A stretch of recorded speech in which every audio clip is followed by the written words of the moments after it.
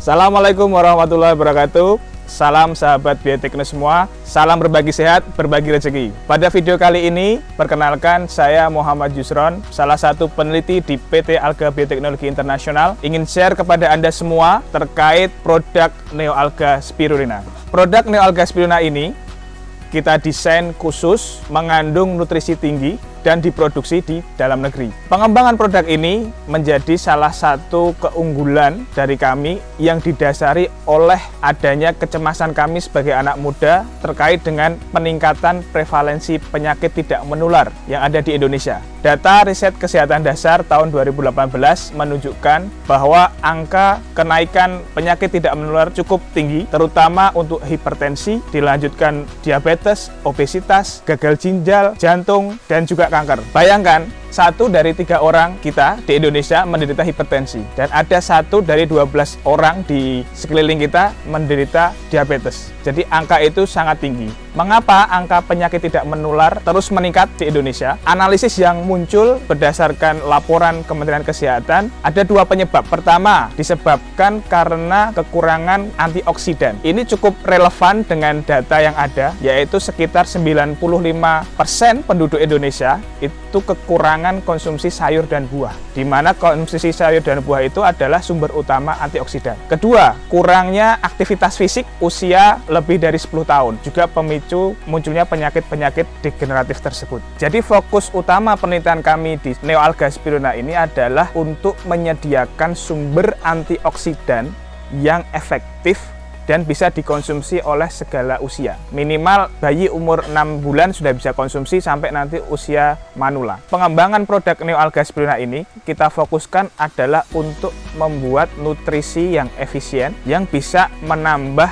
antioksidan atau menjadi sumber antioksidan alternatif selain konsumsi sayur dan buah. Dalam 1 gram atau dalam 2 kapsul Neoalga, kita hitung mengandung antioksidan setara dengan 1 kilo sayur dan buah. 1 kilo sayur dan buah itu terdiri dari 20 macam sayur dan buah yang kita hitung nilai nutrisinya, yaitu karotenoidnya, kemudian vitamin, dan juga mineral yang ada di situ. Kembali ke penyakit tidak menular tadi, mengapa konsumsi sayur dan buah itu menjadi pemicu munculnya penyakit? Karena sebetulnya di tubuh kita ini setiap hari perlu yang namanya antioksidan untuk menangkal radikal bebas. Jadi apa radikal bebas? Radikal bebas itu adalah atom yang sifatnya reaktif, yang muncul karena 2 hal. Pertama, muncul karena faktor eksternal, yaitu merokok, kemudian asap, polusi, kemudian konsumsi makanan yang mengandung minyak yang tinggi. Kemudian radikal bebas juga bisa muncul dari dalam diri kita sendiri, yaitu ketika terjadi metabolisme atau aktivitas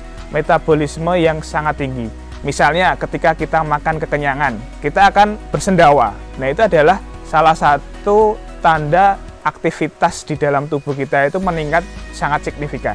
Kemudian konsumsi makanan yang mengandung gula yang tinggi itu juga menyebabkan aktivitas metabolisme meningkat. Ketika aktivitas metabolisme meningkat, maka memproduksi radikal bebas yang tinggi juga. Selain itu, aktivitas fisik yang lain, misalnya kita berolahraga terlalu intens, kemudian kita mengalami stres, kemudian kita kurang tidur, kemudian kita sering lembur, dan yang paling penting untuk anak-anak muda, anak-anak milenial yang sekarang menggunakan gadget dalam kesehariannya adalah paparan sinar biru dari gadget yang kita gunakan mengenai mata, maka itu akan menimbulkan radikal bebas. Nah, bagaimana cara mengurai radikal bebas itu? Yaitu harus menggunakan antioksidan. Sebetulnya di dalam tubuh kita ini memproduksi antioksidan primer, yaitu memang antioksidan yang diproduksi oleh tubuh kita secara alami. Tubuh kita punya stok antioksidan alami. Enzimnya namanya superoxide dismutase, kemudian ada glutathione karboksilase, peroksidase. 3 enzim ini menjadi antioksidan alami. Tetapi ketika umur kita lebih dari 30 tahun, stok antioksidan alami atau primer ini menurun. Apalagi di usia lanjut 50, di atas 50, stoknya akan menipis. Oleh karena itu, kita butuh antioksidan sekunder yang kita peroleh dari makanan yang kita makan. Dari bahan makanan sayuran, buah-buahan dengan beragam jenis dan warna, itu menjadi sumber antioksidan alami. Tetapi data yang kami peroleh, konsumsi antioksidan masyarakat Indonesia itu baru 6,5 sampai 8,5 mg per hari. Padahal dosis yang aman untuk bisa kita survive, bisa kita sehat dan bisa menangkal radikal bebas adalah minimal 9 mg sampai dengan 15 mg per hari per orang. Sehingga sebetulnya kita ini mengalami kekurangan antioksidan. Oleh karena itu, dengan produk Neoalga Spirulina ini kita ingin memberikan alternatif solusi yang lebih efisien yang bisa dikonsumsi setiap hari sehingga kebutuhan antioksidan harian kita ini menjadi cukup. Kita patut bersyukur bahwa kita bisa memproduksi Neoalga Spirulina ini dengan kualitas yang baik. Pertama, kita dapat memproduksinya di dalam negeri dengan iklim tropis, kemudian menghasilkan nutrisi yang optimal. Sebagai contoh, kita menguji di laboratorium bahwa di dalam 1 gram Spirulina Neoalga itu mengandung beta karoten 4 kali lipat dibandingkan dengan spirulina sejenis dari impor. Kemudian di dalam Neoalga Spirulina juga masih mengandung mineral seperti zat besi, zinc, magnesium, kalsium, fosfor, itu yang nilainya angkanya cukup tinggi. Selain itu ada aspek penting lagi, mengandung yang namanya gamma linoleic acid atau asam lemak baik yang itu bermanfaat untuk perkembangan motorik maupun saraf otak. Jadi Neoalga ini sebetulnya tujuan kami pertama adalah memberikan nutrisi untuk menjaga kesehatan, tetapi pada perkembangannya juga dibutuhkan oleh masyarakat untuk pengobatan, yaitu khususnya pengobatan penyakit degeneratif seperti hipertensi, diabetes, kemudian jantung, ginjal, kanker, dan lain sebagainya. Kemudian banyak juga yang menanyakan mengapa di dalam satu produk Neoalga itu bisa mengobati segala jenis penyakit. Dalam ilmu gizi atau nutrisi klinis, sebetulnya tubuh kita ini bisa mengobati dirinya sendiri. Ibaratnya tubuh kita itu seperti rumah sakit. Tetapi dalam kondisi kita yang mengalami sakit, tubuh perlu bahan dari luar untuk membantu pengobatan. Jadi tubuh yang sakit itu sebetulnya bisa melakukan recovery terhadap penyakitnya sendiri. Tetapi kalau penyakitnya sudah terlalu parah, butuh yang namanya sumber dari luar untuk melindungi sel-sel yang sehat. Nah, sel-sel yang sehat itu harus dilindungi dengan antioksidan. Jadi tubuh yang sakit itu sebetulnya produksi radikal bebas yang banyak sekali, sehingga tubuh itu kewalahan tanpa ada bantuan dari luar. Jadi produk Neoalga Spirulina ini memiliki 2 jenis dosis. Yang pertama adalah dosis terapi, yang kedua dosis untuk menjaga kesehatan. Dosis terapi yang dianjurkan menurut BPOM adalah konsumsi 2x2 kapsul Neoalga atau setara dengan 2 gram. Di dalam 2 gram itu sudah memuat zat aktif, di dalamnya ada beta karoten, kemudian ada vicocyanin, ada zeaxanthin, ada mineral-mineral penting yang berfungsi untuk mengatasi hipertensi, kemudian mengatasi diabetes, obesitas, dan lain sebagainya. Saya ambil contoh pertama untuk hipertensi, dengan konsumsi Spirulina Neoalga itu bisa menurunkan tekanan darah sistolik atau tekanan darah dari jantung ke seluruh tubuh. Karena apa? Karena zat aktif dari Neoalga itu bisa merelaksasi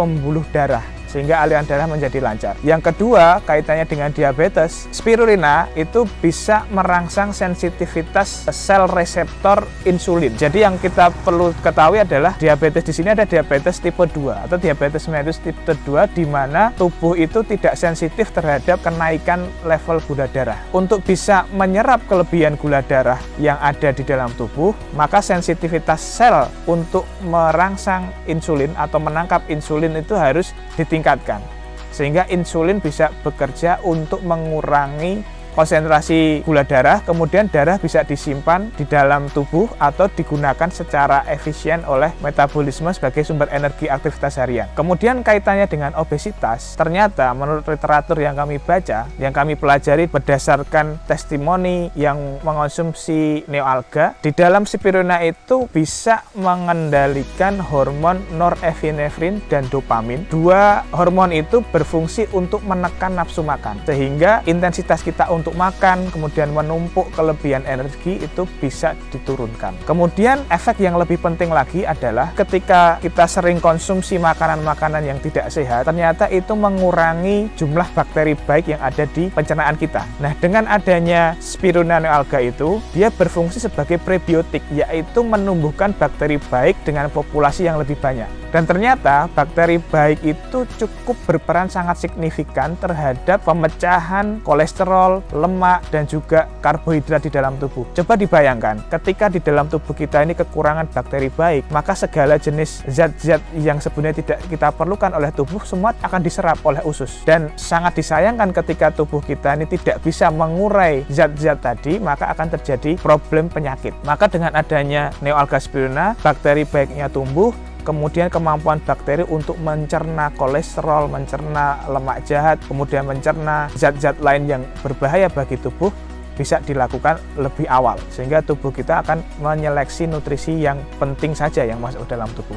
Kemudian di masa pandemi ini, Neoalga spirulina juga bermanfaat untuk menjaga kesehatan dan juga merecovery sahabat-sahabat kita yang sedang positif COVID. Mengapa? Karena di produk ini punya 3 fungsi. Pertama adalah meningkatkan imunomodulator atau sebagai imunomodulator. Produk ini meningkatkan aktivitas imun. Jadi imun yang kita aktifkan adalah imun adaptif atau sel-sel penting yang berfungsi untuk memakan infeksi atau memakan virus yang masuk dalam tubuh. Yang kedua, dengan adanya zat aktif di dalam Neoalga spirulina ini bisa berfungsi sebagai antiinflamasi, sehingga inflamasi akibat infeksi virus itu dapat ditekan. Karena ketika terjadi overinflamasi atau yang dikenal dengan adanya badai sitokin, itu akan membahayakan terhadap organ-organ penting di dalam tubuh. Yang ketiga, dengan adanya zat aktif di dalam Neoalga spirulina itu juga berfungsi sebagai antikoagulan alami. Jadi ketika kita mengalami infeksi virus, sel darah merah kita itu akan mengalami kerusakan yang sangat hebat. Kerusakan sel darah merah yang